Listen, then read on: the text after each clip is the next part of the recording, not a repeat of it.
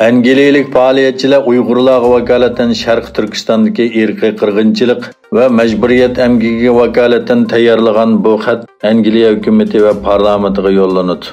Xitoyning Sharq Turkistondagi Uyg'urlarga qilgan zulmi va irqiy qirg'inchiligi dunyoda davomli diqqat tortmoqda.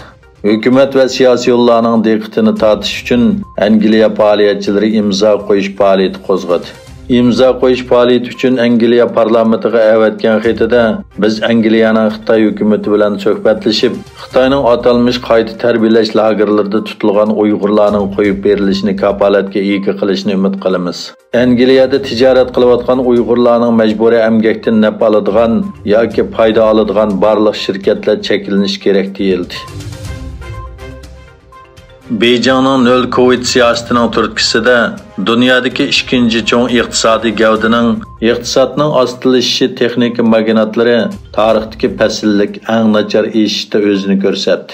Ma'lum bo'lishicha, elektronlik savdo magnati Alibabaning kirimi bu yilning ikkinchi faslida tunji qitim tekshi holatda turgan bo'lib, ijtimoiy taratqu va o'yin magnati Tencentning setilishi tarixda tunji qitim tuvallagan. Xitoydagi ikkinchi cho'ng elektronlik savdo turi JD.com'ning tarixdagi kirimining ish surati eng osti bo'lgan. Elektronlik mashina ishlab chiqaruvchi Xiaopingmo mo'ljardagidan cho'ng ziyon tortgan. Iroqdagi Sodir harakatining rahbari Muqtada al-Sodirni qo'llovchilar bilan Bag'doddagi Yeshil rayonidagi bexatarlik qismlari o'rtasida ig'ir qurollar bilan to'qinish tezlashdi.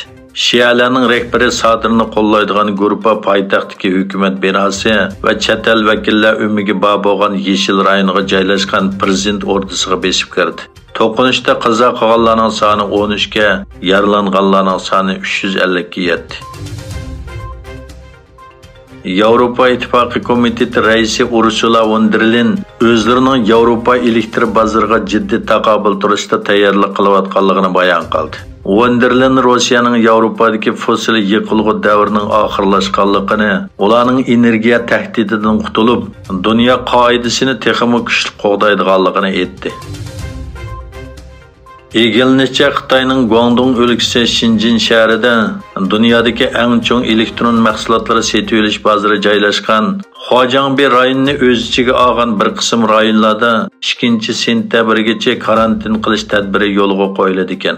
Taxminan 17.500.000 nüfusi bo'lgan Xitoydagi 4-cho'ng shahar bo'lgan Xinjiang Xitoy virusi sababidan 3-oyda bir hafta taqalib qolgan edi.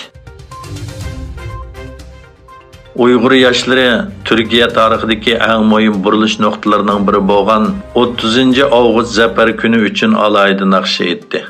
Bu naqshada Türk millatining vatan degan so'ziga yuklangan ma'nolari, Turkiyaning turk islom dunyosidagi roli va shonliq muvaffaqiyatlari tasvirlangan.